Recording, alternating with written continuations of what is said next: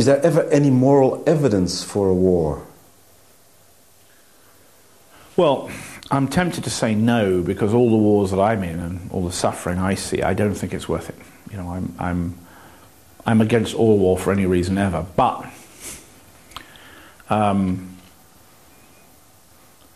my father was a soldier in the First World War.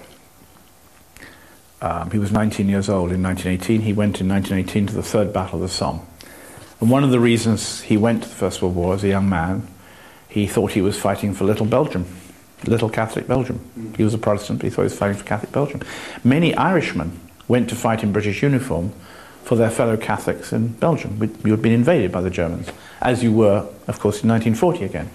But it's not what's happening today. There's a whole new strategy of war that we don't yet accept. After the Second World War, we had our foreign adventures.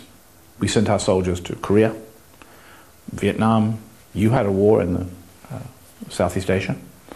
Very bloody one, very cruel one.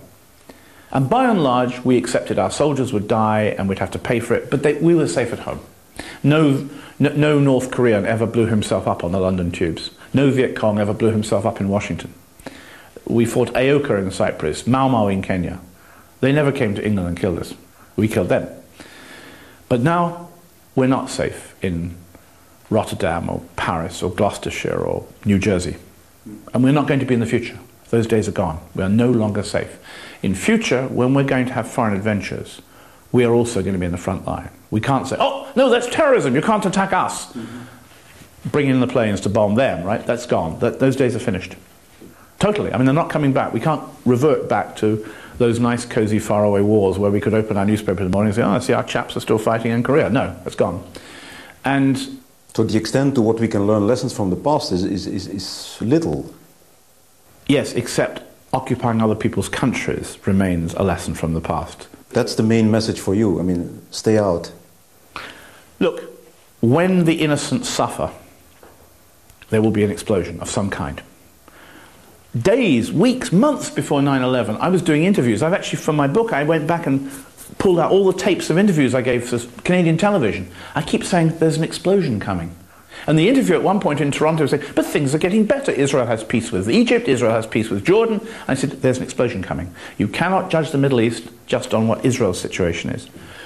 Is there a clash between the Western and the Islamic world? Or well, we want one. We want one. In order to fight the Great War for civilization? We want one.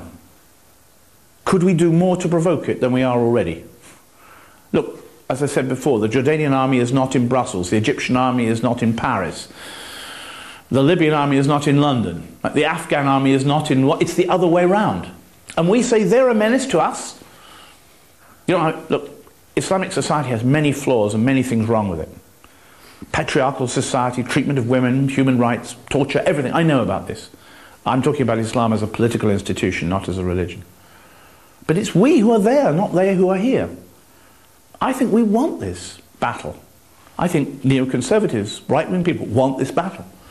You know, we had the cartoons in Denmark, right? About Mohammed. Of Mohammed with a bomb in his turban. Well, there's two things I'll say about that. Number one is, I have a friend in Ireland who's a specialist in 15th century Spain, and she has shown me cartoons from 15th century Spain showing the Prophet Muhammad with weapons hidden in his body. Exactly the same. 15th century Spain, Christian cartoons, of course, right? Right? But this is how we provoke. I think there's something in the West that wants this thing, wants to hurt these people, wants to insult them. You know, to hear this editor of this pipsqueak, third-rate Danish newspaper saying this is part of the world battle for press freedom, I've never heard such nonsense in all my life.